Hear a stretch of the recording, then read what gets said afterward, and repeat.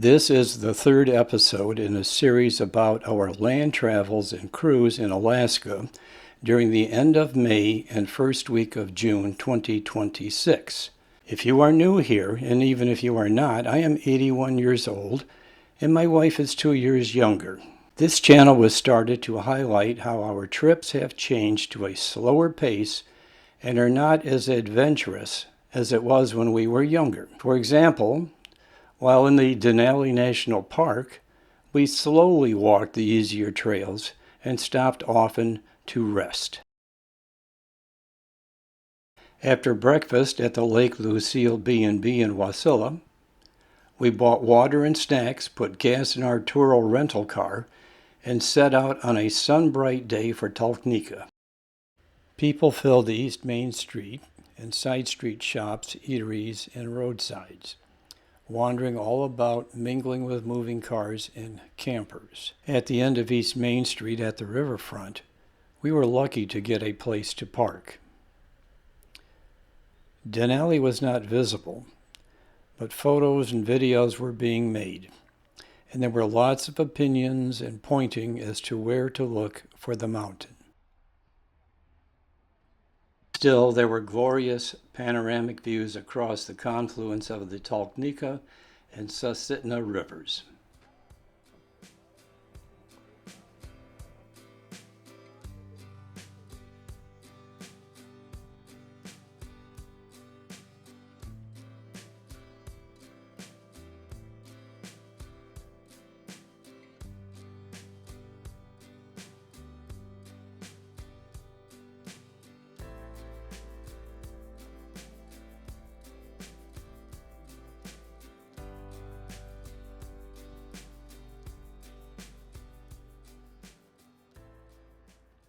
The Walter Harper Talkeetna Ranger Station sits on B Street between South Alley and East First Street.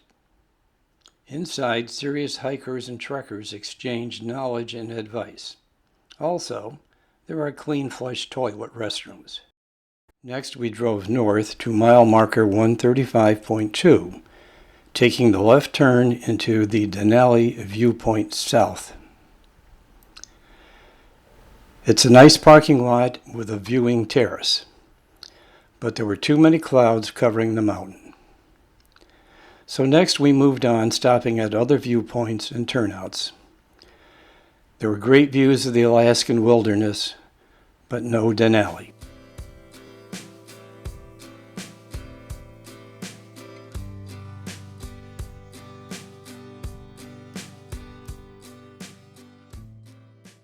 In Healy, we stayed at the Aurora Denali Lodge.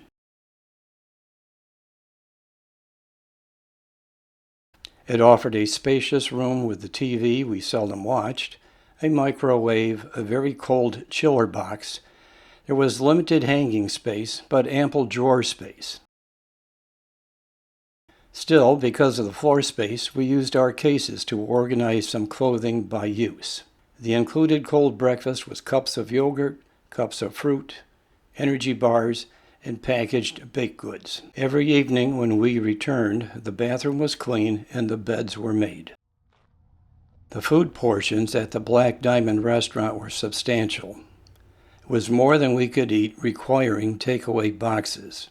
Taking into consideration prices and very attentive service, Black Diamond is preferred over nearby resort restaurants.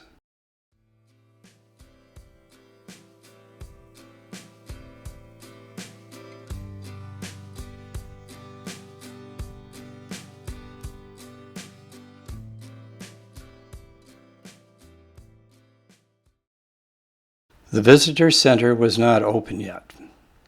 This is the first time I saw the bear out front without someone sitting on it.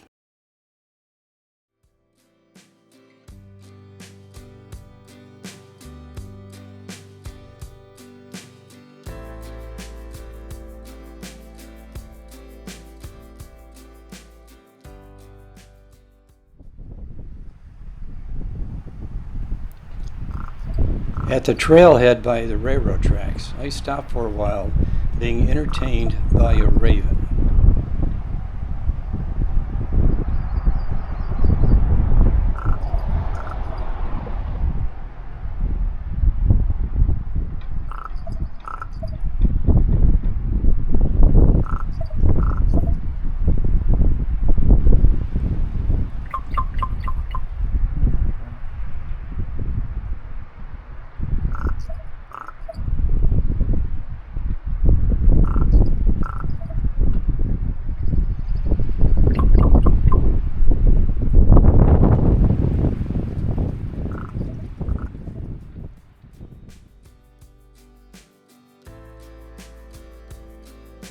The trail is steep in places. I paused along the ridge to take photos.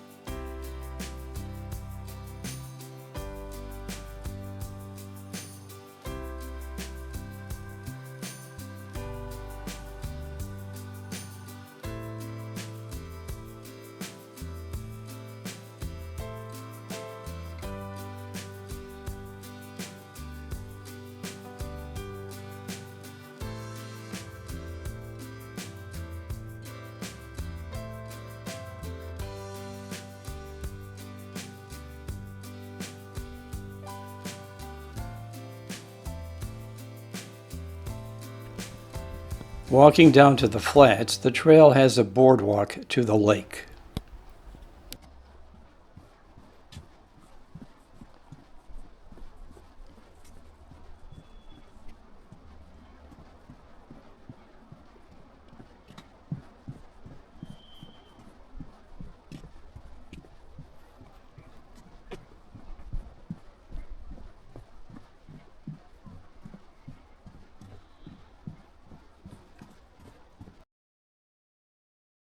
At the lakefront, a group of girls passed, slowing a moment to tell me about the swans and telling me to have a nice day. Wasn't that nice?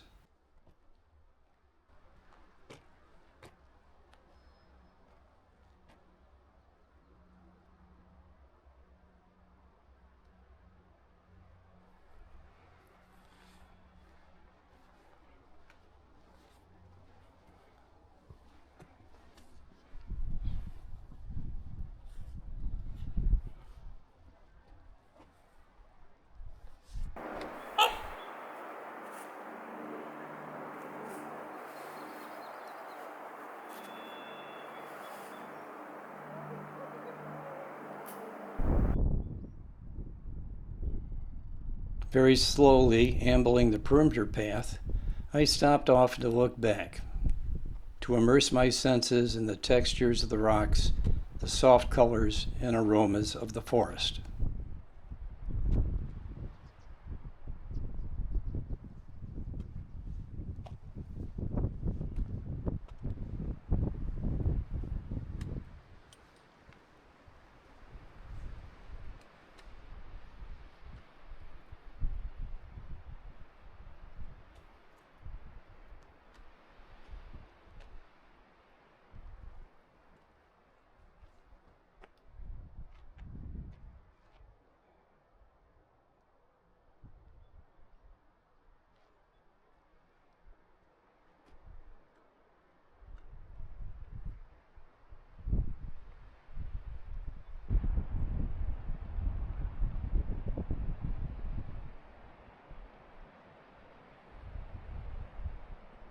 Arriving at the Nenana River, I walked along the rocks and mud of the river's edge.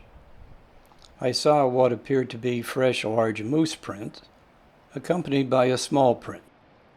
I've read that in Alaska more people are injured by moose attacks than by bear attacks. With the possibility that a moose cow and her calf may be near, it was necessary to be vigilant. However, listening carefully for anything that could be moose sounds also made me aware of the almost unnoticeable sounds of nature, of wind through the forest, of moving water, of birds and insects. I believe this is the 80% grade.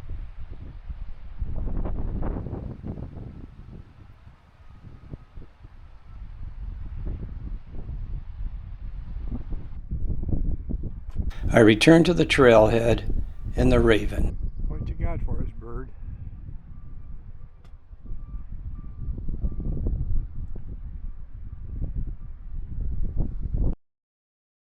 In the late afternoon, we drove Park Road to mile 13, the Mountain Vista Trailhead, and to mile 15, the Savage River Check Station.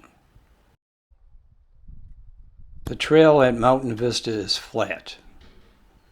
The approach to the Savage River opens to wide wilderness vistas of the river plain edged by the mountains of the Alaska Range.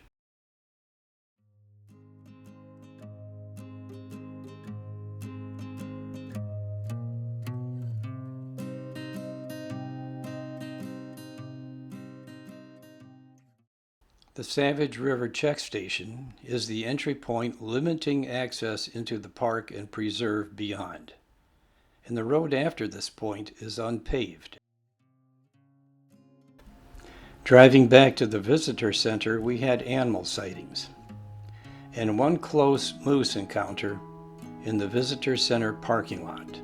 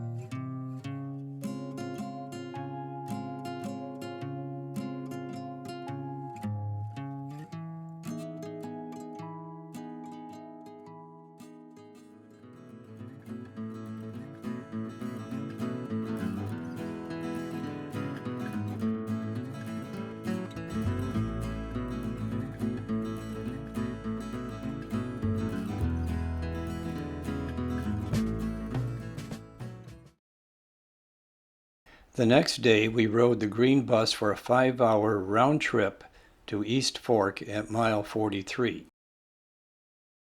The starting point is the bus depot about 1 mile into the park from the entrance off Route 3. Please check the park's website for fees and discounts. There is a saying, I never get tired of this. The Alaskan wilderness gives rise to positive emotion. The Talkeetna rest stop is at mile 30.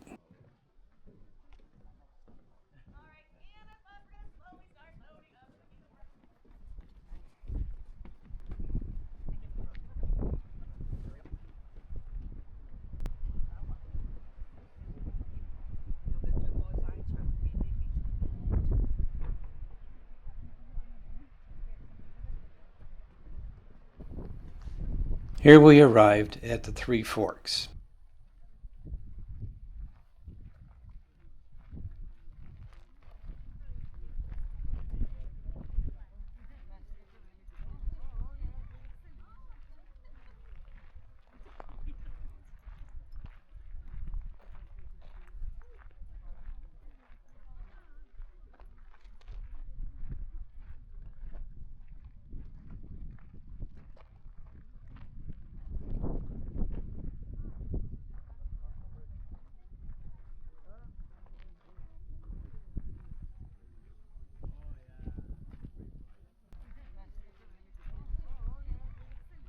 At Three Forks, there was time to wander about.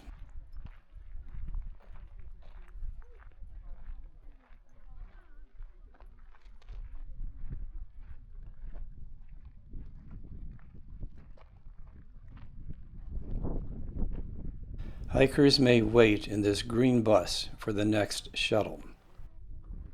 Anyone may stay a while and then return on a later shuttle.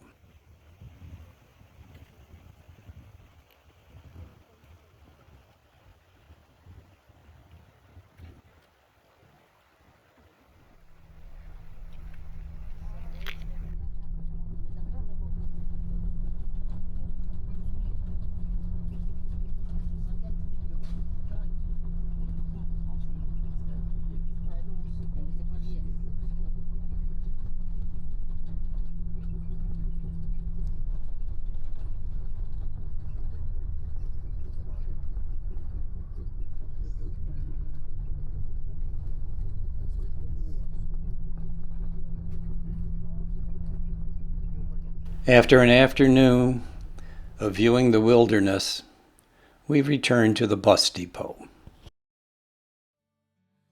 Please join us in the next episode, number 4.